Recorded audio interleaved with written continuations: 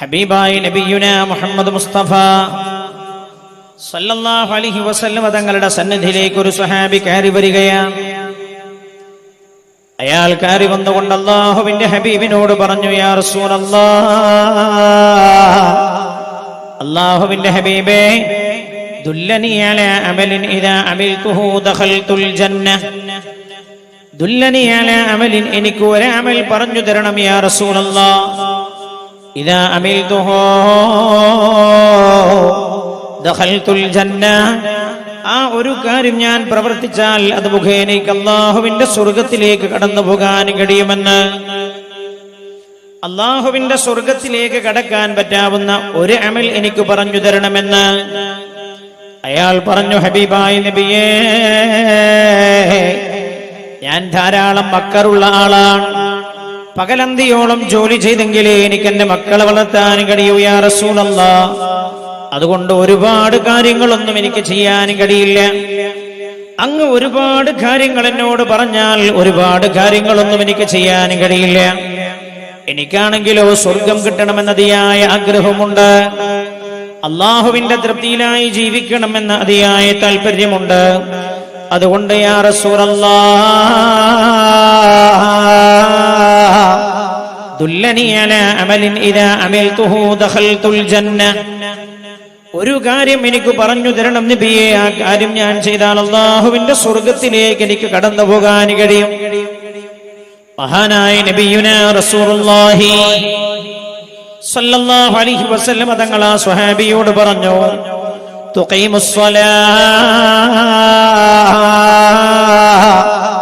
അഞ്ചു നേരത്തെ നിസ്കാരം നിങ്ങൾ കൃത്യമായി നിലനിർത്തണം.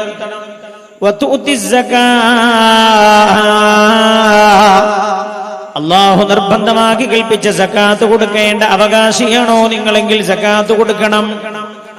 വതസൂമു റമളാൻ, പരിശുദ്ധമായ റമദാൻ മാസത്തിലെ നോമ്പ് നിങ്ങൾ അനുഷ്ഠിക്കുകയും ചെയ്യണം. വതുഹജ്ജുൽ ബൈത്ത് ഇൻ ഇസ്തതഅത ഇലൈഹി സബീലാ, നിങ്ങൾ സാമ്പത്തികമായി കഴിവുള്ള ആളാണോ, ശാരീരികമായ ആവത് നിങ്ങൾക്കുണ്ടോ, ശാരീരികമായ കഴിവുണ്ടോ, അതേപോലെ സാമ്പത്തികമായ കഴിവുണ്ടോ, എന്നാൽ നിങ്ങൾ പരിശുദ്ധമായ കഅബയിൽ പോയി ഹജ്ജ് ചെയ്യണം. ഈ 4 കാര്യമാണ് അല്ലാഹുവിന്റെ ഹബീബ് അയാൾക്ക് പറഞ്ഞു കൊടുത്തത്. മഹാനായ നബിയുനാ റസൂലുള്ളാഹി സല്ലല്ലാഹു അലൈഹി വസല്ലം തങ്ങൾ അയാളോട് പറഞ്ഞു, ഈ 4 കാര്യങ്ങൾ നിങ്ങൾ ചെയ്താൽ അല്ലാഹുവിന്റെ സ്വർഗത്തിലേക്ക് നിങ്ങൾക്ക് കടന്നു പോകാമെന്ന്. ഉടനെ സ്വഹാബി അല്ലാഹുവിന്റെ ഹബീബിനോട് പറഞ്ഞു, യാ റസൂലല്ലാഹ്, അങ്ങീ പറഞ്ഞു തന്ന 4 കാര്യമല്ലാതെ ഒന്നും ഞാൻ അധികം ചെയ്യില്ല നബിയേ, എനിക്ക് അല്ലാഹുവിന്റെ സ്വർഗം ലഭിക്കുമല്ലോ. പുണ്യ നബി സല്ലല്ലാഹു അലൈഹി വസല്ലം തങ്ങൾ പറഞ്ഞു, തീർച്ചയായും. ഉടനെ അയാൾ അല്ലാഹുവിന്റെ ഹബീബിന്റെ സന്നിധിയിൽ നിന്ന് സന്തോഷവാനായി തിരിച്ചു പോവുകയാണ് അയാൾ തന്റെ വീട്ടിലേക്ക്. അയാൾ തിരിച്ചു നടന്നു തുടങ്ങിയപ്പോൾ നസറൽ അമീൻ മലക്ക് ജിബ്രീൽ അലൈഹിസ്സലാം ഹബീബായ നബിയുനാ മുഹമ്മദ് മുസ്തഫ സല്ലല്ലാഹു അലൈഹി വസല്ലം തങ്ങളുടെ സന്നിധിയിൽ ഇറങ്ങി വരികയാണ്. അല്ലാഹുവിന്റെ ഹബീബിനോട് പറഞ്ഞു, യാ റസൂലല്ലാഹ്, അങ്ങയുടെ അടുത്ത് സ്വർഗം ചോദിച്ചു വന്നാണല്ലോ ആളാണല്ലോ അയാൾ. അയാളോടങ്ങ് സ്വർഗം വാങ്ങാൻ പറ്റുന്ന അമലുകളും പറഞ്ഞു കൊടുത്തല്ലോ നബിയേ. യാ റസൂലല്ലാഹ്, അയാൾ സന്തോഷവാനായി തിരിച്ചു പോവുകയാണ്. എന്നാൽ എന്നെ അങ്ങയുടെ സന്നിധിയിലേക്ക് അയച്ചത് പ്രപഞ്ചനാഥനായ അല്ലാഹുവാണ്. അല്ലാഹു എന്നെ പറഞ്ഞയച്ചതാണ് എന്ന് യാ റസൂലല്ലാഹ്.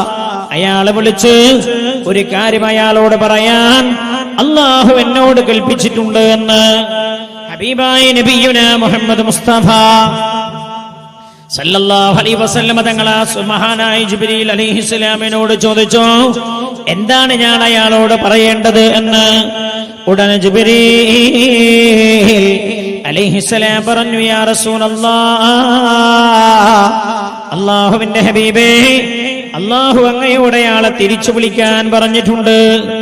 എന്നിട്ട് അയാളോട് ഇങ്ങനെ പറയാൻ പറഞ്ഞിട്ടുണ്ട്, ഈ 4 കർമ്മങ്ങളും അയാൾ ചെയ്താൽ അയാളിൽ നിന്ന് അള്ളാഹു സ്വീകരിക്കണോ?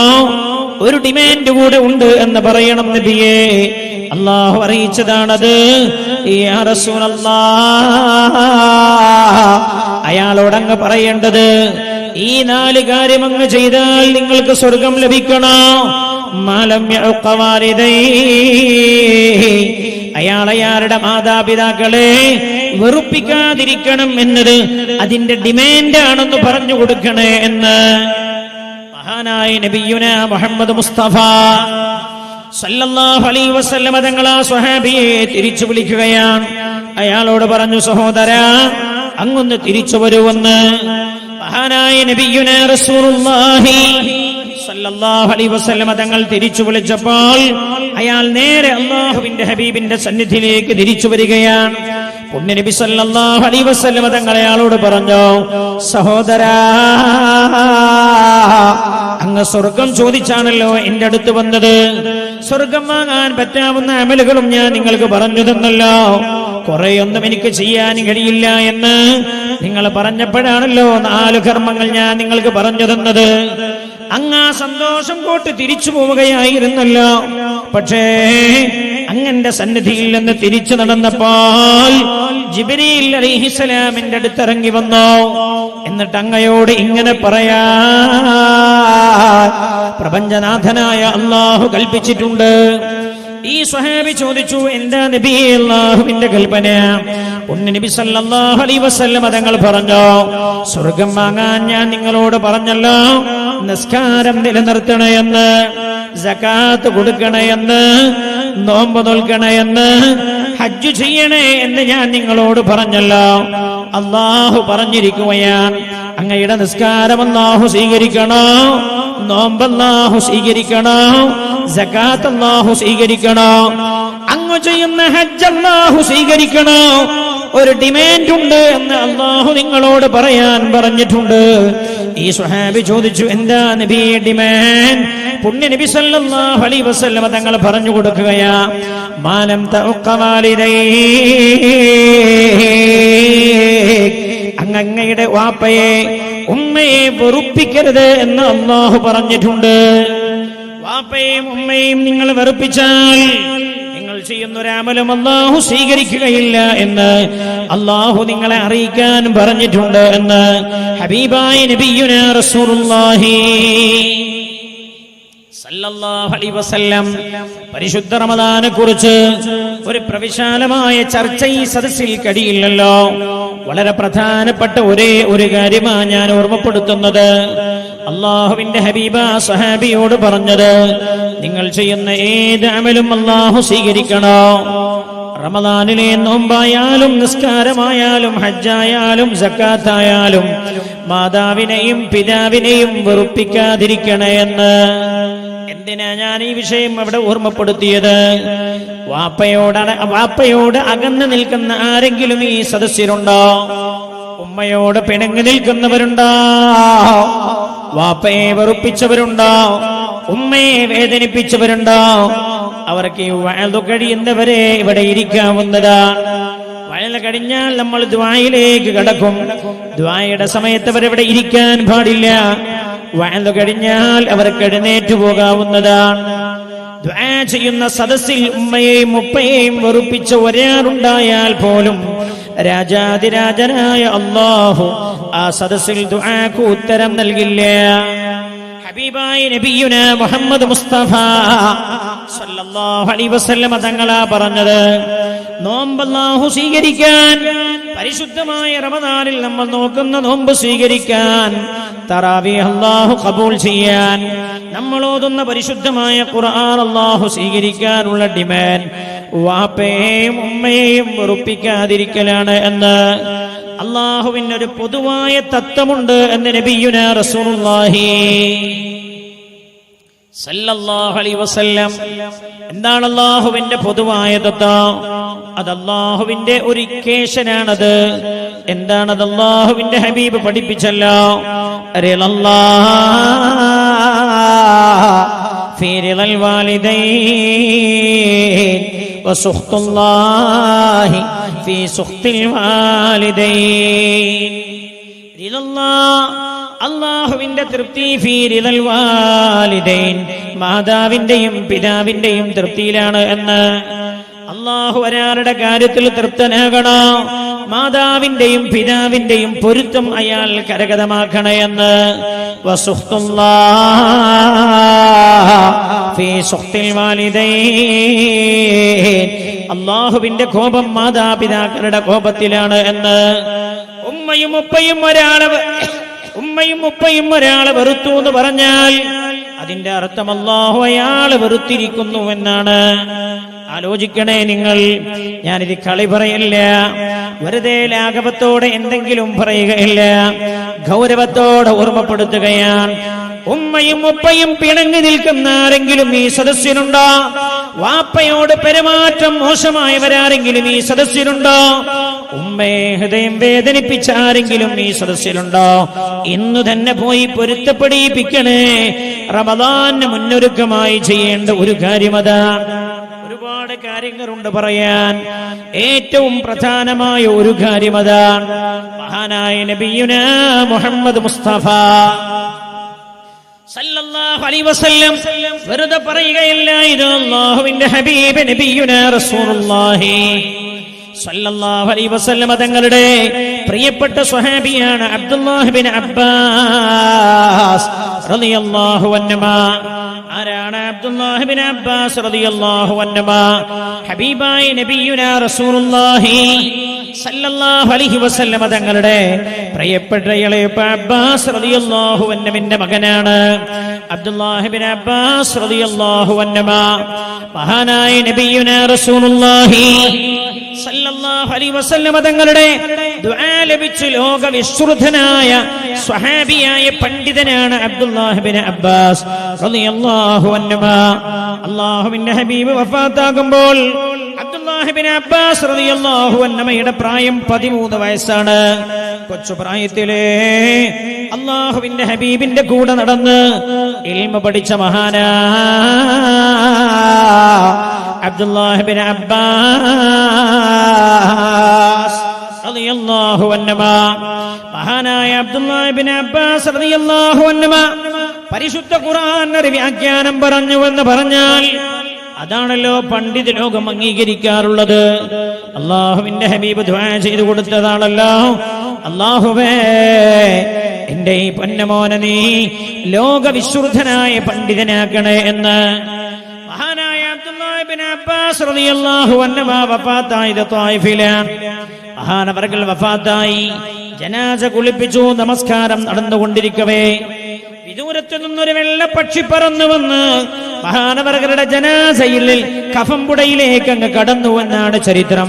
സ്വഹാബികൾ പലരും ജീവിച്ചിരിക്കുന്ന കാലമാണത്. മഹാനായ അബ്ദുല്ലാഹ് ബിൻ അബ്ബാസ് റളിയല്ലാഹു അൻഹുമേ അതോടുകൂടെയാണ് ഖബറടക്കം ചെയ്തത് എന്ന് മഹാനവർകളുടെ ചരിത്രത്തിൽ രേഖപ്പെട്ട് കിടക്കുന്നുണ്ട്. അത്ര വലിയ മഹാനാണ് അബ്ദുല്ലാഹ് ബിൻ അബ്ബാസ് റളിയല്ലാഹു അൻഹു.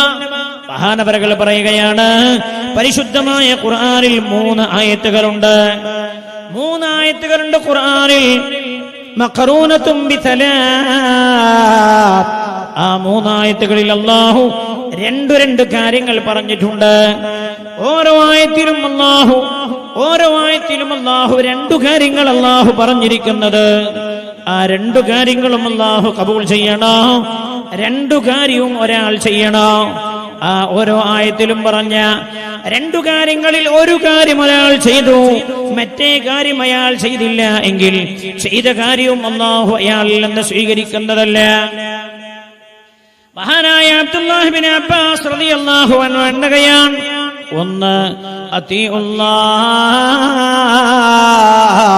വ അത്തിഉർ റസൂൽ. അല്ലാഹുവിനെ നിങ്ങൾ അനുസരിക്കണേ, റസൂലുള്ളാഹിയെയും നിങ്ങൾ അനുസരിക്കണേ എന്ന്.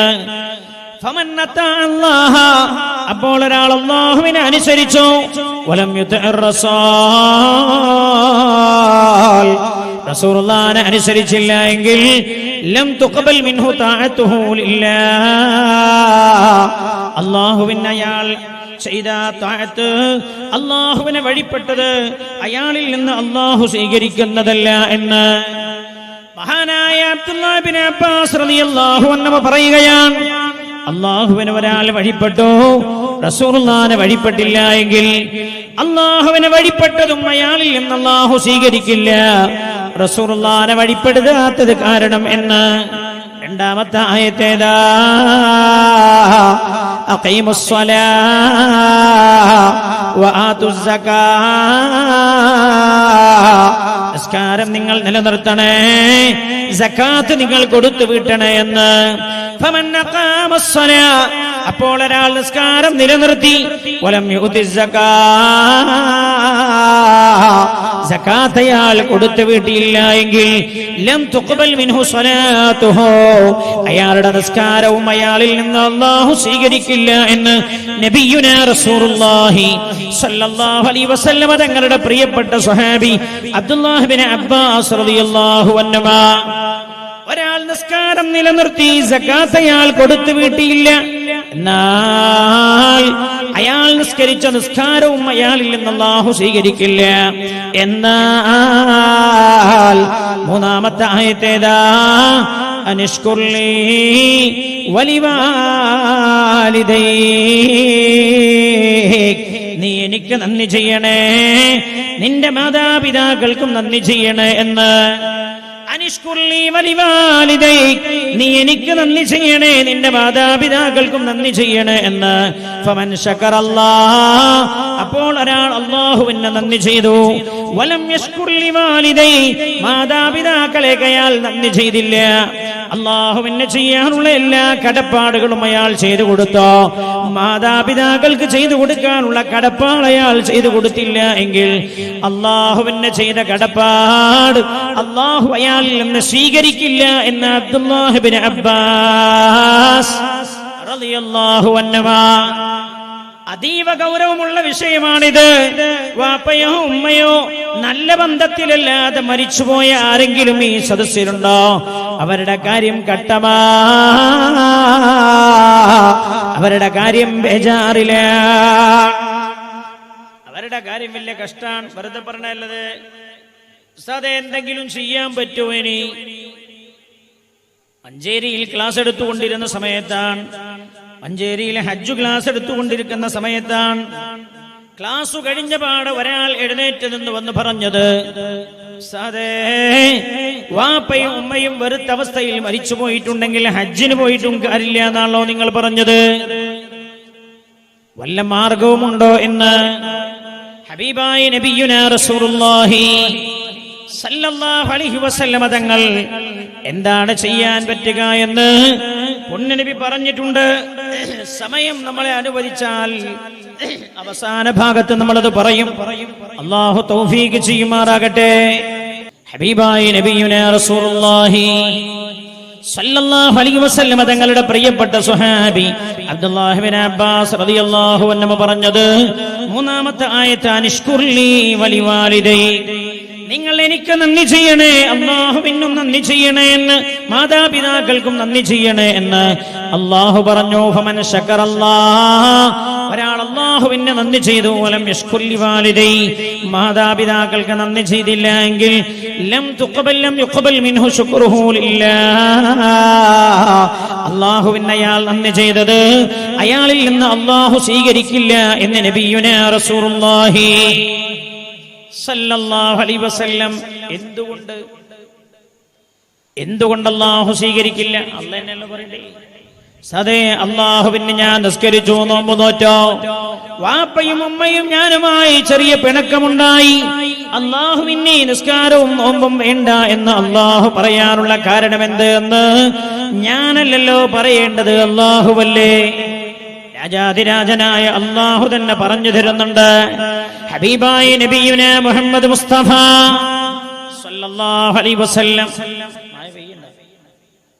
മഴ പെയ്യണ്ടോ? നിങ്ങൾ എല്ലാവരോടും ബേജാറായി നോക്കണം. എന്താ ഇങ്ങനെ തിരിഞ്ഞില്ല? എന്തേ?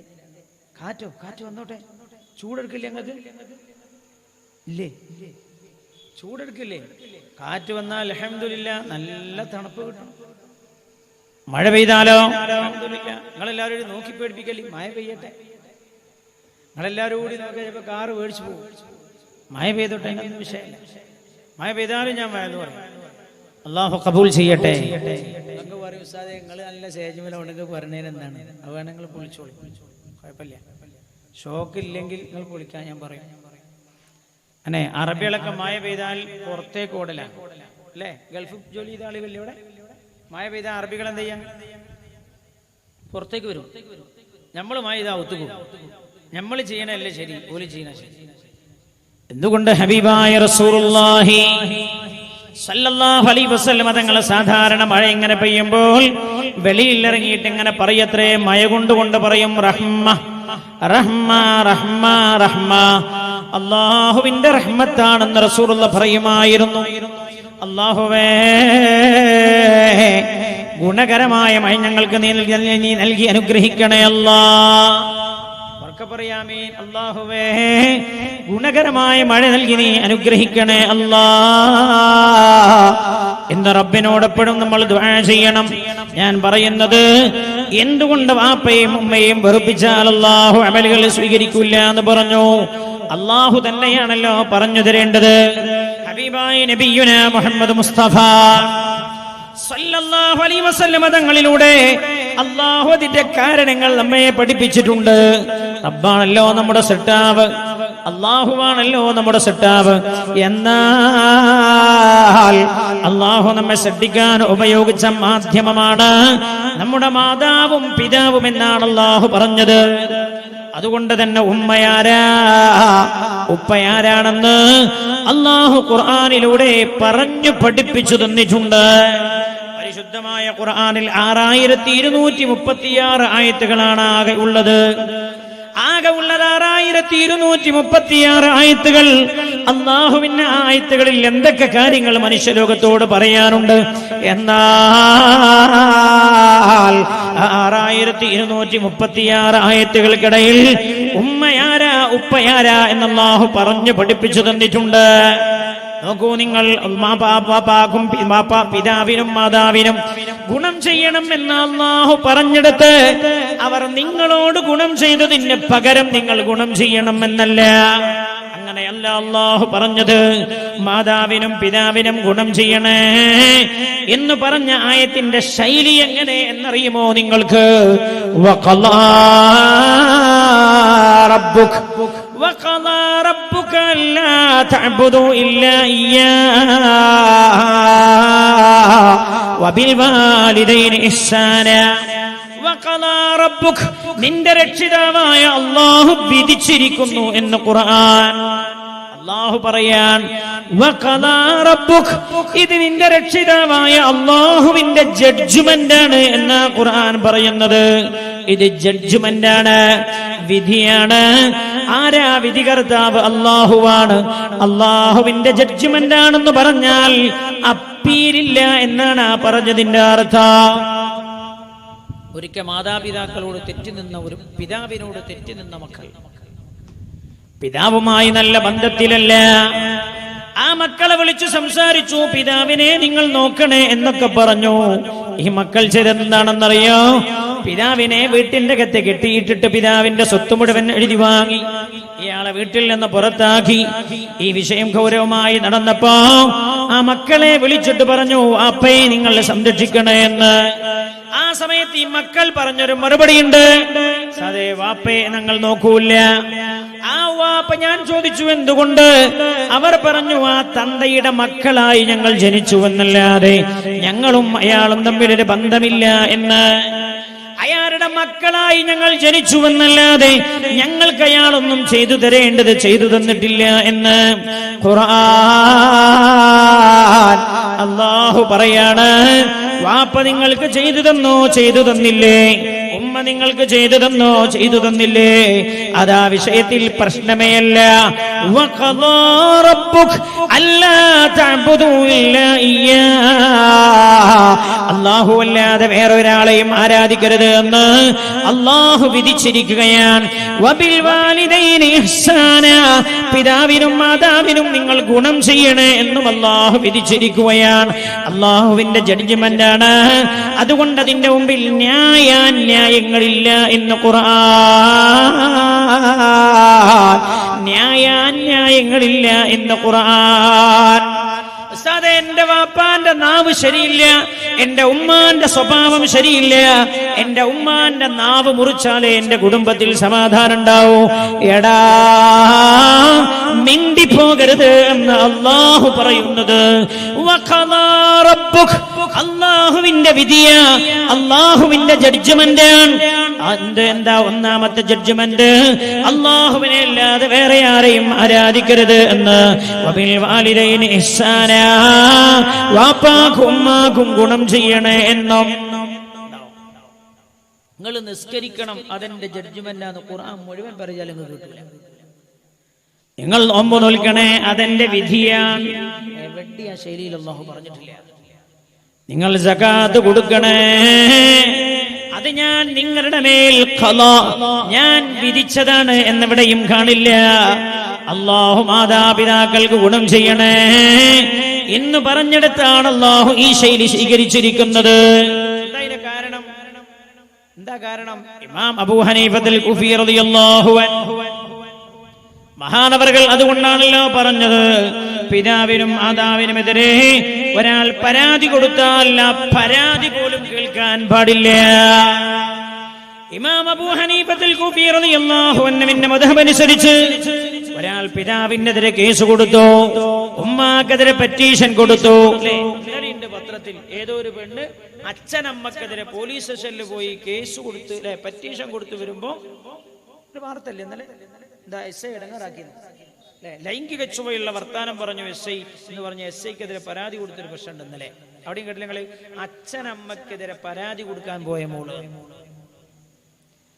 ഇമാം അബൂ ഹനീഫത്തുൽ കുഫി റളിയല്ലാഹു അൻഹുവിന്റെ മദ്ഹബ് അനുസരിച്ച് ഒരാൾ തന്റെ പിതാവിനെതിരെ പരാതി കൊടുത്തു, മാതാവിനെതിരെ ഹർജ് കൊടുത്തു, അല്ലെങ്കിൽ പെറ്റീഷൻ കൊടുത്തു. എന്താ അബൂ ഹനീഫ തങ്ങൾ ജഡ്ജിയോട് പറയുന്നത്? ആ കേസ് പരിഗണിക്കരുത്, വാപ്പയ്ക്കെതിരെയുള്ള പരാതി പോലും കോടതി വായിക്കരുത് എന്ന് ഇമാം അബൂ ഹനീഫത്തുൽ കുഫി റളിയല്ലാഹു അൻഹു. എന്താ മഹാനവർകൾ തെളിവ് പറഞ്ഞത്? മാതാപിതാക്കളുടെ കാര്യത്തിൽ അല്ലാഹു വിധിച്ചിരിക്കുകയാണ്, അല്ലാഹുവിന്റെ ജഡ്ജ്മെന്റ് ഉണ്ട്. അവരോട് മക്കൾ ഗുണമേ ചെയ്യാവൂ, മാതാവും പിതാവും എതിര് ചെയ്താലും. അങ്ങനെ മാതാവും പിതാവും എതിര് ചെയ്ത് എന്നാലും മക്കൾ ഗുണം ചെയ്യാൻ പാടുള്ളൂ. ഒരിക്കൽ കണ്ണൂർ ജില്ലയിലാണ് ഒരു ചെറുപ്പക്കാരൻ എൻ്റെ അടുത്ത് വന്നിട്ട് പറഞ്ഞു, സാറേ ഞാൻ നിന്നെ വീട്ടിൽ പോകില്ല, ഞാനിനി എന്റെ വീട്ടിൽ പോകില്ല. ഞാൻ ചോദിച്ചു എന്താ പ്രശ്നം? അവൻ പറഞ്ഞു, എന്റെ ഉമ്മ എന്റെ ഭാര്യയെ ചീത്ത വിളിച്ചുവെന്ന്. അവിടെയാണെങ്കിലോ അവിടെ ഈ മരുമക്കത്തായം സമ്പ്രദായം മരുമക്കത്തായമാണല്ലോ ആ ഭാഗത്തുള്ളത്. ഭാര്യ വീട്ടിലെ ഭർത്താവ് താമസിക്കാറുള്ളത്. ഇവൻ പറഞ്ഞു, ഞാനിനി എന്റെ വീട്ടിൽ പോകില്ല. ഞാൻ അവനോട് ചോദിച്ചു, നീ എന്താ പോകില്ല എന്ന് പറഞ്ഞത്? അവൻ പറഞ്ഞു, എന്റെ ഉമ്മ എന്റെ ഭാര്യയെ ചീത്ത വിളിച്ചു. ഞാൻ ചോദിച്ചടാ, എന്റെ അമ്മ എന്റെ ഭാര്യനല്ലാതെ പിന്നെ അയൽപക്കത്തുള്ള എന്റെ ഭാര്യനെ വിളിച്ചിട്ടാ ചീത്ത പറയാ? നിന്റെ ഭാര്യനെ എന്തെങ്കിലും അച്ചടക്കരാഹിത്യം കണ്ടോണ്ടാവും ചീത്ത പറഞ്ഞിട്ടുണ്ടാവാ? അമ്മ പറഞ്ഞു, എന്നാലും അങ്ങനെ പറയാൻ പറ്റുമോ? എന്താ പറയണേന്? എന്റെ ഭാര്യനല്ലല്ലോ അമ്മ പറയുന്നു. എന്നോട് പറഞ്ഞു, ഒരു വലിയ കുടുംബത്തിലുള്ള ആളാവൾ, ഞാൻ അവളുടെ കുടുംബത്തിൽ മോശക്കാരനാവൂലേ, അതുകൊണ്ട് ഞാൻ എന്റെ വീട്ടിലേക്കില്ല എന്ന്. ഞാൻ പറഞ്ഞു, വേടാ, നിന്റെ വാപ്പയല്ലേ നിന്റെ ഉമ്മയല്ലേ എന്ന് കേൾക്കാൻ കൂട്ടാക്കിയില്ല. അവൻ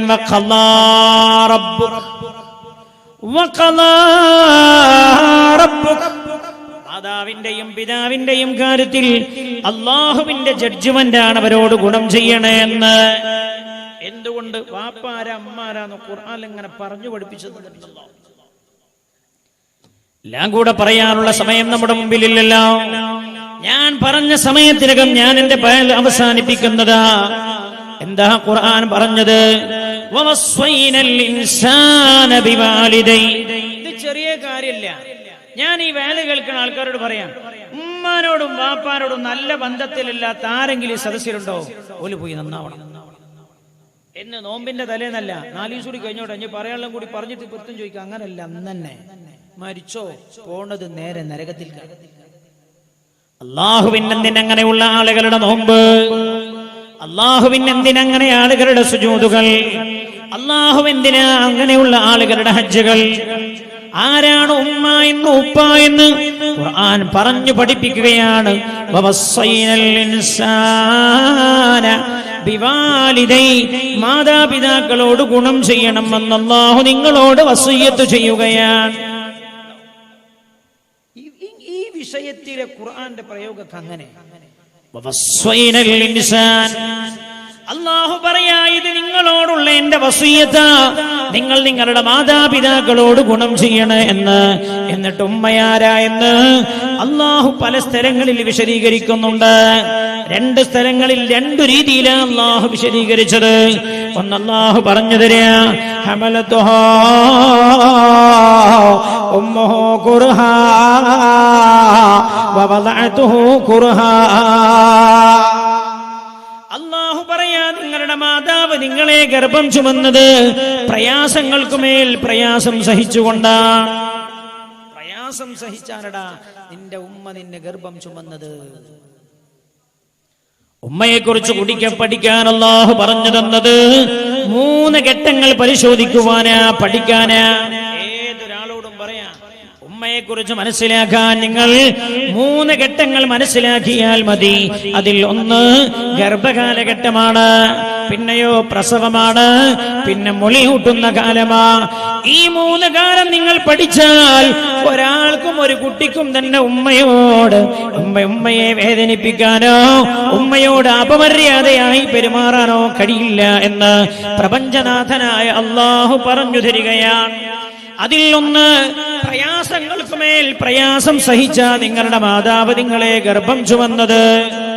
ഈ കൂട്ടത്തിൽ പ്രസവിച്ച പെണ്ണുങ്ങൾ ഉണ്ടാവല്ലോ, ഈ സദസ്സിന്റെ പേക്കുഭാഗത്ത് സ്ത്രീകൾ ഇരിക്കുന്നുണ്ടല്ലോ. ഉമ്മ പെങ്ങളെ, നിങ്ങളിൽ പല ആളുകളും പ്രസവിച്ചവരായിരിക്കുമല്ലോ. പ്രസവിച്ച പെങ്ങളെ, പ്രസവത്തിന്റെ നോവെന്താണ് എന്ന് നിങ്ങൾക്കറിയില്ലേ? പിന്നെ എങ്ങനെയാടി നീ നിന്റെ ഉമ്മയോട് പിണങ്ങി നിൽക്കുന്നത്? ചെറിയ ചെറിയ വിഷയങ്ങളുടെ പേരിൽ ഉമ്മയോട് നീ എങ്ങനെ പിണങ്ങുന്നു എന്റെ പെങ്ങളെ? ഉമ്മ, നിങ്ങളുടെ മാതാവിനോട് നിങ്ങൾ എങ്ങനെ വെറുപ്പ് കാണിക്കുന്നു എന്റെ ഉമ്മ? പ്രിയമുള്ള സഹോദരങ്ങളെ, വിവാഹം കഴിച്ചവരായിരിക്കുമല്ലോ ഈ സദസ്സിലിരിക്കുന്ന അധിക ആളുകളും. നിങ്ങളുടെ ഭാര്യമാർ ഗർഭിണികളായിരിക്കുമ്പോൾ അവർ സഹിച്ച ത്യാഗങ്ങൾ എത്രയെന്ന്, പ്രയാസങ്ങൾ എത്രയെന്ന് അറിയില്ലേ? കണ്ടില്ലേ നിങ്ങൾ? പിന്നെ എങ്ങനെയാ സ്വന്തം മാതാവിനെ വേദനിപ്പിക്കുന്നത്? ഗർഭകാലഘട്ടത്തിന്റെ 1-ാം മാസം ക്ഷീണത്തിനുമേൽ ക്ഷീണമാണ്. 2-ാം മാസം 1 മാസത്തെക്കാളും ക്ഷീണമാണ്. 3-ാമത്തെ മാസമോ 2-നേക്കാളും ക്ഷീണമാണ്. ഓരോ മാസവും മറ്റു മാസങ്ങളെക്കാൾ ക്ഷീണം കൂടുതലാണ്. 8-ാമത്തെ മാസമായപ്പോൾ കാലിലെ നാഡിഞരമ്പുകൾ രക്തം തടിച്ച് വീർത്തു നിൽക്കുകയാണ്. കാലിലാകെ രക്തം വന്നിരിക്കുന്നു. ഡോക്ടറെ കാണിച്ചിറങ്ങുമ്പോഴാ ഡോക്ടർ പറഞ്ഞത്, ശ്രദ്ധിക്കണേ, അപകടം വരാൻ സാധ്യതയുണ്ട്, അധികം നടക്കരുത്. സഹോദരാ, എന്റെയും നിങ്ങളുടെയും ഉമ്മ ഓരോ കാലടി വച്ചതും എനിക്കും നിങ്ങൾക്കും അപകടം വരരുതേ എന്ന് കരുതിയ എടാ, നിന്നോട് അല്ലാഹുവിന്റെ കൽപ്പന, നീയും അതുപോലെ ചെയ്യണേ. നിന്റെ നടപടികളൊന്നും നിന്റെ ഉമ്മാക്ക് വേദന ഉണ്ടാകുന്നതാവരുതേ. അല്ലാഹുവിന്റെ കൽപ്പന തള്ളേ, മെണ്ടല്ലി തള്ളേ പറയരുത്. പറഞ്ഞ ആകാശത്തുനിന്ന് തീ തുപ്പും എന്ന് ഹദീസിൽ വന്നിട്ടുണ്ട്. തന്നെയാണ് ഈ കാണണോ, നമ്മൾ കേൾക്കണോ? എത്ര പ്രയാസം, എത്ര വിഷമം. ഞാൻ എന്റെ ഭാര്യ രണ്ടാമത്തെ എന്റെ മകളെ എന്റെ ഭാര്യ ഗർഭം ധരിച്ചപ്പോഴാണ് എന്റെ ഉമ്മ ആരാന്ന് എനിക്ക് മനസ്സിലായി. എന്റെ ഉമ്മ ആരാണ് എന്നെനിക്ക് ഒന്നുകൂടെ ബോധ്യപ്പെട്ടത് എന്റെ ഭാര്യ 2ാമത് ഗർഭം ധരിച്ചപ്പോഴാണ്. ഒരു ദിവസം വഴുതു കഴിഞ്ഞ് ഞാൻ എന്റെ വീട്ടിലെത്തുന്നത് രാത്രി 2 മണിക്കാണ്. വീട്ടിലേക്ക് കയറി ചെന്ന് ഡോറിന് മുട്ടിയപാട് ഡോറ് തുറക്കപ്പെട്ടു. ഞാൻ അവളോട് ചോദിച്ചു, നീ ഉറങ്ങിയിട്ടില്ലേ? നീ ഞാൻ മുട്ടിയപ്പോഴേക്ക് അറിഞ്ഞല്ലോ. അപ്പോഴാ എന്നോട് പറഞ്ഞത്, പോയി കിടന്നോട് പറഞ്ഞു ഒന്നുമില്ല എന്ന് പറഞ്ഞു. ഞാൻ ചോദിച്ചു എന്താ നീ ഉറങ്ങാത്തത്? അപ്പൊ പറഞ്ഞു വയറിന്റെ ഉള്ളിൽ നിന്ന് സൂചിയുടെ മുന കൊണ്ട് ഇങ്ങനെ കുത്തുന്ന പോലെ വേദനിക്കുന്നുവെന്ന്. രാത്രി 8 മണിക്ക് തുടങ്ങിയതാണ്, ഇതുവരെ മാറിയിട്ടില്ല. കുട്ടി നോക്കണം, നിങ്ങൾ ഒരു ദിവസത്തെ കാര്യം എന്നോട് പറഞ്ഞത് 9, 10, 11, 12, 1, 2 6 മണിക്കൂറായി വയറിന്റെ അകത്ത് നിന്ന് സൂചിയുടെ മുന കുത്തുന്ന പോലെ കുത്തുന്നുവെന്ന്. ഞാൻ ചോദിച്ചു ഹോസ്പിറ്റലിൽ പോകണോ? എന്നോട് പറഞ്ഞു വേണ്ട, അതൊക്കെ ഈ ഗർഭകാലഘട്ടത്തിന്റെ പ്രയാസങ്ങളിൽപ്പെട്ടതാ എന്നെന്റെ ഭാര്യ പറഞ്ഞപ്പോഴാ തൊട്ടടുത്ത റൂമിൽ കിടക്കുന്ന ഉമ്മ ആരാണ് എന്നെനിക്ക് മനസ്സിലായത്.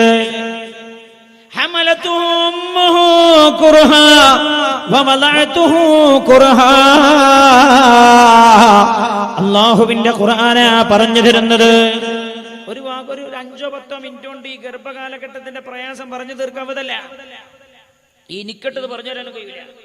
ഒരു ഗൈനക്കോളജിസ്റ്റിനെ കൊണ്ടുവരണം, എന്നാ തന്നെ ഗൈനക്കോളജിസ്റ്റിന് പൂർണ്ണമായി പറയാൻ കഴിയുന്ന എനിക്ക് അഭിപ്രായമില്ല. ഗർഭകാലഘട്ടത്തിന്റെ പ്രയാസം അല്ല പറയാം. നീ നിന്റെ ഉമ്മയോട് അരുതാത്തത് പറയുമ്പോ നീ അത് ഓർക്കണം കേട്ടോ, നീ അത് ഓർക്കണേ എന്ന്. എന്റെ ഭാര്യ ഗർഭിണിയായി, എനിക്ക് എന്റെ ഭാര്യന്റെ അല്ലേ പറയാൻ കഴിയുള്ളൂ. നിങ്ങളുടെ ഭാര്യമാരെ നിങ്ങൾക്കറിയല്ലോ, ഇവളിങ്ങനെ ഇടയ്ക്ക് വലത്തുഭാഗത്തേക്ക് കുറെ സമയം ചെരിഞ്ഞു കിടക്കും. ചെരിഞ്ഞു കിടന്ന് പിന്നെ ഇടത്തുഭാഗത്തേക്ക് ചെരിഞ്ഞു കിടക്കാൻ എഴുന്നേറ്റ് ഇരുന്നാ പിന്നെ ചെരിഞ്ഞു കിടക്കുന്നത്. ഞാൻ അവളോട് ചോദിച്ചു, നീ എന്താ ഈ രാത്രി ഇങ്ങനെ എഴുന്നേറ്റിരിക്കണത്? അപ്പൊ എന്നോട് പറഞ്ഞു, ഞാൻ എഴുന്നേറ്റിരിക്കുകയില്ല, കുറെ സമയമായില്ലേ വലതുഭാഗത്തേക്ക് ചെരിഞ്ഞു കിടക്കുന്നു, ഇനിയൊന്ന് ഇടതുഭാഗത്തേക്ക് ചെരിഞ്ഞു കിടക്കാനാ. അപ്പൊ ഞാൻ ചോദിച്ചു, എന്തിനാ നീ എഴുന്നേറ്റിരിക്കുന്നത്? അപ്പോഴാ ഉമ്മയായിരുന്നു ഒന്നുകൂടെ ബോധ്യപ്പെട്ടത്. എന്നോട് പറഞ്ഞു, അതേ കിടപ്പിൽ തന്നെ തിരിഞ്ഞും മറിഞ്ഞും കിടന്നാൽ നമ്മുടെ ഗർഭത്തിലിരിക്കുന്ന കുട്ടിക്കത് അപായമാണ്. ആലോചിക്കണം, നിങ്ങൾ 10 മാസവും എന്റെയും നിങ്ങളുടെയും ഉമ്മ കിടന്നത്. എനിക്കും നിങ്ങൾക്കും അപായമുണ്ടാകരുത്, അപകടമുണ്ടാകരുത്. ഓരോ അടക്കങ്ങളും അനക്കങ്ങളും എനിക്കും നിങ്ങൾക്കും ഗുണകരമാകണേ എന്ന് കരുതിയ. ഞാൻ ഇപ്പോഴും ഓർക്കണ ഒരു രംഗുണ്ട്. ഞാൻ എന്റെ മട്ടന്നൂരിലെ പള്ളിയിൽ ഇരിക്കുകയാണ്. എന്റെ മഹല്ലുകാരില്ല, അടുത്ത പ്രദേശത്തുള്ള മഹല്ലുകാരാ. ഞാൻ ഇപ്പോഴും ആ ചെറുപ്പക്കാരെ എന്റെ കൺമുമ്പിൽ ഇങ്ങനെ കാണുന്ന പോലെ ആ 2 ചെറുപ്പക്കാരന്റെ റൂമിലേക്ക് കയറി വന്നു. പരിശുദ്ധമായ റമദാനില 313 ഉറുപ്പിക എന്റെ കയ്യിലേക്ക് എടുത്ത് തന്നിട്ട് പറഞ്ഞു, ഉസ്താദേ, ഇത് നിങ്ങളുടെ പള്ളിക്ക് നേർച്ചയാ. ഈ പള്ളിക്ക് നേർച്ചയാക്കിയാൽ പല കാര്യങ്ങളും നടക്കാറുണ്ട് എന്ന് ഞങ്ങൾ പറഞ്ഞു കേട്ടിട്ടുണ്ട്. അതുകൊണ്ട് പ്രത്യേകമായൊരു കാര്യം ദുആ ചെയ്യിപ്പിക്കാൻ വന്നതാ. ഞാൻ ചോദിച്ചു, എന്താ? ആരോഗ്യ ദൃഢഗാത്രനായ ചെറുപ്പക്കാരാ. അവൻ എന്നോട് പറയാണ്, ഉസ്താദേ 4 വർഷമായി ഞങ്ങളുടെ ഉമ്മ രോഗിയായി കിടക്കുന്നു. 6 മാസമായി ഉമ്മ കിടന്ന കിടപ്പിലാണ് മലവും മൂത്രവും വിസർജിക്കുന്നത്. അതുകൊണ്ട് ഉമ്മ പ്രയാസപ്പെട്ടിട്ടുണ്ട്, ഞങ്ങളും പ്രയാസപ്പെട്ടു പോയിട്ടുണ്ട്. ഒരു ജോലിക്കൊന്നും പോകാൻ കഴിയുന്നില്ല. അതുകൊണ്ട് ഉസ്താദേ, റമദാൻ മാസമല്ലേ, ദുആക്ക് ഉത്തരമുള്ള മാസമല്ലേ, ഉമ്മയെ ഈമാനോടെ മരിപ്പിക്കാൻ ദുആ ചെയ്യണേ എന്ന്. എന്റെ ജീവിതത്തിൽ ഏറ്റവും ദുരന്തപൂർണമായ ദിവസമാണ് ആ ദിവസമെന്ന് മറക്കാതെ ഞാൻ ഓർത്തു പോകാറുണ്ട്. ഉമ്മയെ മരിപ്പിക്കാൻ ദുആ ചെയ്യാൻ വന്ന, ദുആ ചെയ്യിപ്പിക്കാൻ വന്ന 2 ആരോഗ്യ ദൃഢഗാത്രനായ ചെറുപ്പക്കാർ. നിങ്ങൾ ആലോചിക്കണം, 4 കൊല്ലം 6 മാസം ഉമ്മയുടെ മൂത്രവും മലവും കഴുകി വൃത്തിയാക്കിയപ്പോഴേക്ക് ഇവർ ക്ഷീണിച്ചു പോയെന്ന്. എടാ, 4 കൊല്ലം നിന്റെ ഉമ്മ കിടന്നുറങ്ങിയത് നിന്റെ മലത്തിലല്ലേ, നിന്റെ മൂത്രത്തിലല്ലേ? പാപ്പ ചിലപ്പോ പറയും, നീ ഒന്നങ്ങ് എടുത്ത് കടത്തിക്കാളാന്ന് പറയുമ്പോ അമ്മ പറഞ്ഞെന്താ? എന്റെ പൊന്നമോന്റെ ശരീരത്തിലൊന്ന് കൈവെക്കാതെ, എന്റെ പൊന്നമോരുടെ ശരീരത്തിലൊന്ന് കൈവെക്കാതെ എനിക്കുറക്കം വരില്ല എന്നായി ഉമ്മ പറഞ്ഞത്. എന്നാലോ ഈ ഉമ്മ രോഗിയായി കിടക്കുകയാണ്. ഓനും ഭാര്യയും കുട്ടികളൊക്കെ ഗൾഫിലാണ്. അവൻ ഭാര്യ മക്കളോടൊപ്പം ഗൾഫിൽ സുഖസുന്ദരമായി കഴിഞ്ഞുകൂടാൻ. അപ്പോഴാ പറഞ്ഞത്, ഉമ്മാക്ക് അസുഖണ്ട്, ഉമ്മ നിന്നെ ചോദിക്കുന്നുണ്ട്. ഓൻ പറയാ, അറബി ലീവ് വരില്ല, അറബി ലീവ് തരുന്നില്ല. നിന്റെ ജോലിയാണോ നിനക്ക് പ്രധാനം? നിന്റെ ഉമ്മയുടെ തൃപ്തിയാണോ നിനക്ക് പ്രധാനം? നമ്മൾ ഓരോരുത്തരോടും അല്ലാഹുവിന്റെ ഖുർആനാ ചോദിക്കുന്നത്. ഞാൻ ഒരിക്കലൊരാളെ ഗൾഫിൽ നിന്ന് കണ്ടു.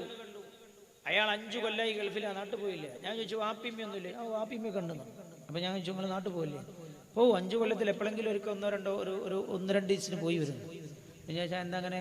എന്നോട് ഞാൻ, ഫാമിലി ഇവിടെ അല്ലേ, പിന്നെ നാട്ടിൽ പോകണമെന്നില്ലല്ലോ. അവൻ ഭയങ്കര ഗമേല പറഞ്ഞ, ഫാമിലി ഇവിടെ അല്ലേ, പിന്നെ നാട്ടിൽ പോകണമെന്നില്ലല്ലോ. ഞങ്ങൾ ആലോചിക്കേണ്ട ഒരു സംഗതി ഉണ്ട്.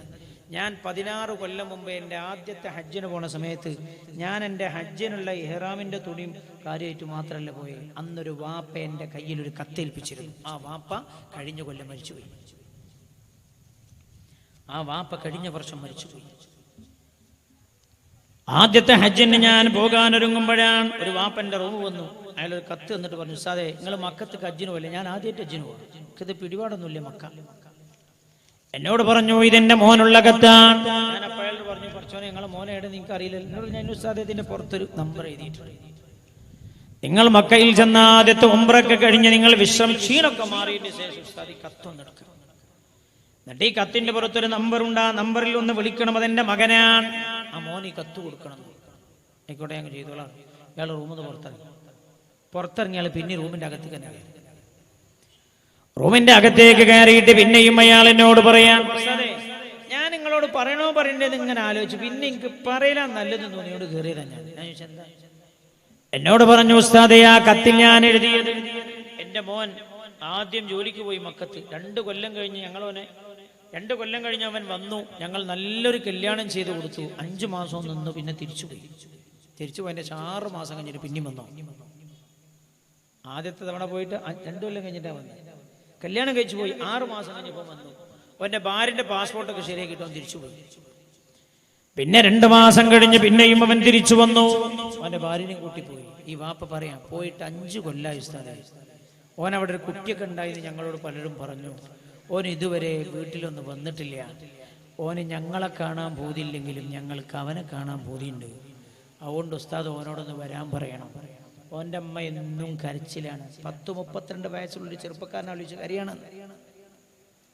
ഉമ്മയെന്നും കരച്ചിലാണ്, അതുകൊണ്ടെന്ന് വരാൻ പറയണേ എന്ന് ആ വാപ്പ കഴിഞ്ഞ വർഷം മരിച്ചുപോയി. വാപ്പ പറഞ്ഞൊരു വർത്താനുണ്ട്, ഉസ്താദേ ടിക്കറ്റിന് അവന് പൈസ ഇല്ല എങ്കിൽ ഞാൻ ആരോടെങ്കിലും കടം വാങ്ങി കൊടുത്തോളും, എന്നാലും മോനെ ഒന്ന് കാണാൻ ആഗ്രഹം കൊണ്ടാ വരാൻ പറയണേ എന്ന്. അതാണ് വാപ്പ. ആ ആളുടെ പേരാണ് ഉമ്മ. ആ ആളുടെ പേരാ. ഞങ്ങൾക്ക് ഒരു അനുഭവം ഉണ്ട്. ഒരു ഉമ്മാക്കെതിരെ 50 കേസ് കൊടുത്ത ഒരു മോൻ. ഞാൻ അവസാനിപ്പിക്കാം. എന്തുകൊണ്ട് അള്ളാഹു പറഞ്ഞു തരുന്നുണ്ട്. ഒരു ഉമ്മാക്കെതിരെ 50 കേസ് കൊടുത്തൊരു മോൻ ആ പ്രശ്നം പരിഹരിക്കാൻ വേണ്ടി ചർച്ചക്കിരുന്നു. മോനോട് ചോദിച്ചു, മോനെ ഈ പ്രശ്നമൊക്കെ തീർന്നല്ലേ നിന്റെ ഉമ്മയായിട്ട്, എന്താണ് ആ പ്രശ്നത്തിന് നമ്മൾ പരിഹാരം കാണുന്നത്? അപ്പൊ അവൻ പറഞ്ഞു, അവിടെയുള്ള ബിൽഡിംഗ് എനിക്ക് എഴുതി തരണം, അവിടെയുള്ള 5 ഏക്കർ സ്ഥലം എനിക്ക് എഴുതി തരണം, ഇവിടുത്തെ 2 ഏക്കർ എനിക്ക് വേണം, അവിടുത്തെ 1 ഏക്കർ ഒരുപാട് ഡിമാൻഡാണ്. ഈ ഉമ്മയുടെ അടുത്ത് ചെന്നിട്ട് ഉമ്മയോട് ചോദിച്ചു, ഉമ്മ ഈ വിഷയം പരിഹരിക്കാൻ നിങ്ങൾ കാണുന്ന പരിഹാര മാർഗമേത് എന്ന്. അപ്പോഴാ ആ ഉമ്മ പറഞ്ഞത്, ഒന്നും വേണ്ട, അവൻ എനിക്കെതിരെ 50 കേസ് കൊടുത്തിട്ടുണ്ട്. 12 കൊല്ലമായി അവന്റെ നാവ് കൊണ്ട് ഉമ്മ എന്നവൻ എന്നെ വിളിച്ചിട്ടില്ല. അതുകൊണ്ട് അവൻ ഈ വീടിന്റെ പടിയിലൊന്ന് വന്ന് ഉമ്മ എന്നവൻ എന്നെ വിളിച്ചാൽ അവൻ എനിക്കെതിരെ കൊടുത്ത 50 കേസും ഞാൻ പൊരുത്തപ്പെട്ടു കൊടുക്കുമെന്ന്. അറിയിക്കണം. ഇതാണ് ഉമ്മ. ആ ആളുടെ പേരാ ഉമ്മ. ആ ആളുടെ പേരാണ് ഉമ്മ എന്ന് മഹാനായ നബിയുനാ റസൂലുള്ളാഹി സ്വല്ലല്ലാഹു അലൈഹി വസല്ലമ തങ്ങളുടെ അടുത്ത് അല്ലാഹുവിന്റെ ഹബീബിനെ ഇതൊക്കെ കേൾക്കണേ വിളിച്ചോടി പോവാ. കോടതി ചെല്ലുക, ജഡ്ജി ചോദിക്കുക, മോളെ നീ ഓൻ്റെ കൂടെ പോകണോ, എൻ്റെ ഉപ്പിമ്മി അത് അവിടെ പോകണമെന്ന് ചോദിക്കും. ഓലെ കൂടെ പോകണോ ചോദിക്കുമ്പോൾ പറയാം, സാറേ അങ്ങനെ ഒരു തന്തിയും തല്ലിയൊന്നും നിങ്ങൾക്കില്ല. ആരാ പറയണത്? ഈ സമുദായത്തിന്റെ മക്കളെ. തലശ്ശേരി കോടതിയിൽ വെച്ചല്ലേ ഒരു മോൾ പറഞ്ഞത്, സർ അങ്ങനെ ഒരു വാപ്പ എനിക്കില്ല സർ, അങ്ങനെ ഒരു ഉമ്മ എനിക്കില്ല സർ എന്ന് ഈ സമുദായത്തിന്റെ മക്കളല്ലേ വിളിച്ചു പറഞ്ഞത്. ആരാണ് എന്റെ പെങ്ങളെ ഉമ്മ, ആരാണടി ഉപ്പ? അള്ളാഹുവിന്റെ ഖുർആൻ കൃത്യമായി പറഞ്ഞു പഠിപ്പിച്ചു തരുന്നുണ്ട്. അതുകൊണ്ട് ഞാൻ ഓർമ്മപ്പെടുത്തുക, ഞാൻ അവസാനിപ്പിക്കുക, ഞാൻ പറഞ്ഞ സമയമായി. ദുആയിലേക്ക് കടക്കാൻ പോവാം. വിഷയം തീർന്നിട്ടൊന്നുമില്ല. റമദാന്റെ മുന്നൊരുക്കമായി ചെയ്യേണ്ട കുറെ കാര്യങ്ങളിൽ പ്രധാനപ്പെട്ട ഒന്ന് ഇതാണ്. ഒരു 5-6 കാര്യങ്ങളുണ്ട്, ഇതിലേക്കൊന്നും ഞാൻ കടക്കുന്നില്ല, സമയമില്ലാത്തതുകൊണ്ട്. എല്ലാം കൂടി കപകുപ പറയണ്ടല്ലോ എന്ന് കരുതിയാണ്. അല്ലാഹു സുബ്ഹാനഹു വ തആല ഈ കൊല്ലത്തെ റമദാൻ അനുകൂലമായ റമദാനാക്കി തരട്ടെ. പുണ്യനബിയുടെ സന്നിധിയിൽ ഒരു സഹാബി വന്ന് ഒറ്റ ചരിത്രത്തോട് പറഞ്ഞ് ഞാൻ അവസാനിപ്പിച്ചു. ഹബീബായ നബിയുനാ റസൂലുള്ളാഹി സല്ലല്ലാഹു അലൈഹി വസല്ലം തങ്ങളുടെ സന്നിധിയിൽ ഒരു സഹാബി വന്നുകൊണ്ട് പറഞ്ഞു, നബിയേ ഇന്നലി ഉമ്മ, ഉമ്മയെ കുറിച്ചാ പരാതി, എനിക്കൊരു ഉമ്മണ്ട് നബിയേ. ഉംഫിഖു അലൈഹാ, എന്റെ ഉമ്മായുടെ ചെലവെല്ലാം വഹിക്കുന്നത് ഞാനാണ് നബിയേ. എന്റെ ഉമ്മായുടെ ചെലവ് വഹിക്കുന്നത് മുഴുവനും ഞാനായ റസൂലല്ലാഹ്. എന്റെ ഉമ്മാക്ക് വേണ്ടതെല്ലാം ചെയ്തു കൊടുക്കുന്നതും ഞാനാ നബിയേ. പക്ഷേ വഹിയ തുദീനി ബിലിസാനിഹാ, എന്നെ നാവ് കൊണ്ട് വല്ലാതെ വേദനിപ്പിക്കുന്നു എന്റെ ഉമ്മയാ റസൂലല്ലാഹ്. പലർക്കും പറയാനുള്ളൊരു പരാതിയാണ്. ചില സ്ഥലത്ത് വേദനയൊക്കെ പോയ പറയും, അത് എവിടെ വരുന്ന മൂല്യമാരൊക്കെ മാതാപിതാക്കളുള്ള കടപ്പാടാ പറയില്ലേ, മക്കളോടുള്ള കടപ്പാടൊന്ന് പറയും നിങ്ങളൊന്ന്. ചിലർ പറയും വിഷയൊക്കെ അങ്ങനെ കൊടുത്തിട്ടുണ്ടെങ്കിൽ ഉസ്താദ് എൻ്റെ ഉമ്മ ഞാനുമായിട്ട് ശരിയില്ല, അതുകൊണ്ട് നിങ്ങൾ ഈ വയലിൻ്റെ ഇടക്കൊന്ന് മെല്ലെ മക്കളോട് നല്ല നിൽക്കണം എന്ന് പറഞ്ഞു കൊടുക്കണം കേട്ടോ. അള്ളാഹുവിന്റെ ഹബീബിന്റെ സന്നിധിയിൽ ഒരു ഉമ്മയെ കുറിച്ച് പരാതി. എന്താ പ്രശ്നം? പലർക്കും ഉണ്ടാവും പറയാൻ, ഈ ഉമ്മന്റെ നാവ് ശരിയില്ല. ഇതാണ് ഈ സഹാബി പറഞ്ഞത്.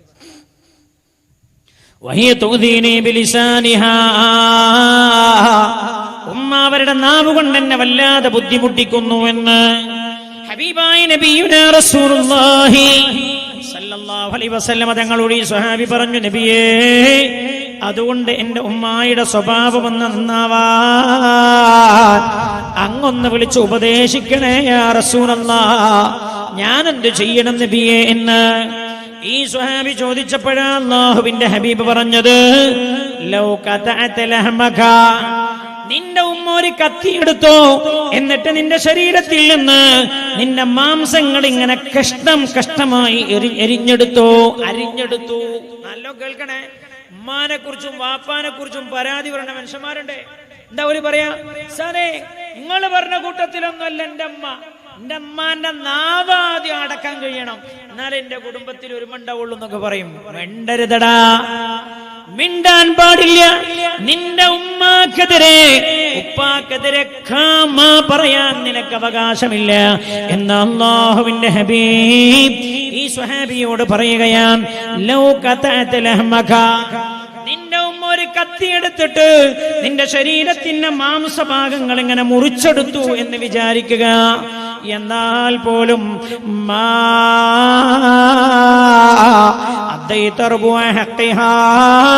വാപ്പാക്കും ഉമ്മാക്കും നീ ചെയ്തു കൊടുക്കേണ്ട കടപ്പാടിന്റെ 1/4 ഭാഗം പോലും നിർവഹിച്ച ആളാകൂല്ല നീ എന്ന് ഹബീബായ നബിയുനാ റസൂലുള്ളാഹി സല്ലല്ലാഹു അലൈഹി വസല്ലം. അല്ലാഹു വാപ്പാന്റെ ഉമ്മാന്റെ പൊരുത്തം കിട്ടിയവരിൽ നമ്മെ അല്ലാഹു ഉൾപ്പെടുത്തട്ടെ. അല്ലാഹുവേ ഞങ്ങളെ നീ ചേർത്തി തരണേ അല്ലാഹ്. ഹബീബായ നബിയുനാ റസൂലുള്ളാഹി സല്ലല്ലാഹു അലൈഹി വസല്ലം തങ്ങളുടെ സന്നിധിയിൽ ഒരു സ്വഹാബി കയറി വന്നു. റസൂലുള്ളാഹിനോട് അയാൾ ചോദിച്ചു, നബിയേ ഹൽ ബഖിയ മിൻ ബിർരി അബവയ്യ ശൈഉൻ നബറുഹുമാ ബിഹി ബഅദ മൗതിഹിമാ, എൻ്റെ വാപ്പായുടെയോ ഉമ്മായുടെയോ കാലശേഷം അവർക്ക് ഞാൻ ചെയ്തു കൊടുക്കേണ്ട വല്ല ഗുണവുമുണ്ടോ എന്ന് അല്ലാഹുവിന്റെ ഹബീബ് പറഞ്ഞുകൊണ്ട്, തസ്തഗ്ഫിറു ലഹുമാ, അവർ രണ്ടുപേർക്ക് വേണ്ടിയും നീ അല്ലാഹുവിനോട് പൊറുക്കലിനെ ചോദിക്കലാണ്. വതദുലഹുമാ, നീ അവർ രണ്ടുപേർക്ക് വേണ്ടിയും ദുആ ചെയ്യലാണ്. വതതസദ്ദഖ അൻഹുമാ, അവർ രണ്ടുപേരുടെയും പേരിൽ നീ സ്വതക്ക ചെയ്യലാണ് അവരുടെ മരണശേഷം. വതസിലു ബിർറുഹുമാ വഅസ്തിഖാഅഹുമാ, അവ രണ്ടുപേരുടെയും കുടുംബവും അതേപോലെ സൗഹൃദ ബന്ധവുമായുള്ള ബന്ധം നീ ചേർക്കലാണ്. പഴയ കാലത്തെ മനുഷ്യന്മാരൊക്കെ ചെയ്തിരുന്നു. വാപ്പയമ്മയെ മരിച്ചു കൊല്ലം പൂർത്തിയാകുന്ന സമയത്ത് വാപ്പാന്റെ അല്ലെ ഉമ്മാന്റെ ചങ്ങായിമാര് കുടുംബക്കാരൊക്കെ വിളിച്ചൊരു ഭക്ഷണം കൊടുത്ത് ഓരോട് ദ്വാരിപ്പിച്ചിട്ട് വിടും, അതുപോലെ സന്തോഷിപ്പിച്ചു വിടും. അത് വാപ്പാക്കുമ്മക്ക് അതിന്റെ ഗുണം കിട്ടും. അതിന് നമ്മൾ ആണ്ട് എന്ന് പറഞ്ഞപ്പോൾ ആരോ ചോദിച്ചു, ആണ്ട് ഖുർആനിലുണ്ടോ? പിന്നെ ചോദിച്ചു അടുത്ത ചോദ്യം. എന്നാ ആണ്ട് എന്ന് വരക്കണ്ട, വെള്ളിയാഴ്ച രാവെന്ന് വെച്ചാൽ ഇതൊരു സ്വാലിഹായ കർമ്മമാണ്.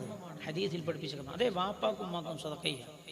പഴയ കാലത്തൊക്കെ കേട്ടില്ല നിങ്ങൾ, പള്ളിപ്പണിയാണെ പറയും എന്റെ വാപ്പാന്റെ പേരിൽ 1 ലക്ഷം പള്ളിക്ക്, എന്റെ ഉമ്മായുടെ പേരിൽ 1 ലക്ഷം പള്ളിക്ക്, ഉമ്മാക്കും വാപ്പാക്കൊക്കെ സദഖ ചെയ്യാം. അല്ലാഹുവേ, ഈ സദസ്സ് ഞങ്ങൾ ഉമ്മായുടെ ഉപ്പായുടെ പേരിൽ സമർപ്പിച്ച സദസ്സാ റബ്ബേ, നീ ഖബൂൽ ചെയ്യണേ അല്ലാ, നീ സ്വീകരിക്കണേ റബ്ബേ, ദുആക്ക് ഉത്തരമുള്ള സദസ്സാക്കി തരണേ അല്ലാ. അതുകൊണ്ട് ഞാൻ അവസാനിപ്പിക്കുകയാണ്, ദുആയിലേക്ക് കടക്കാൻ പോവാൻ.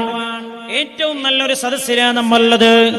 ആദരണീയനായ ആ പുട്ടി ഹാജി 20 സെന്റ് സ്ഥലം പട്ടിക്കാട് ജാമിയ നൂരിയ അറബി കോളേജിന്റെ ഒരു സഹസ്ഥാപനമായി ഇവിടെ നടക്കാൻ പോകുന്ന ദീനിന്റെ വിദ്യ പഠിപ്പിക്കപ്പെടുന്ന ഈ സംരംഭത്തിന് വേണ്ടി സ്വതക്ക ചെയ്തിരിക്കുകയാണ്. അൽഹംദുലില്ലാഹ്. മൂപ്പര് സ്ഥലം തന്നു.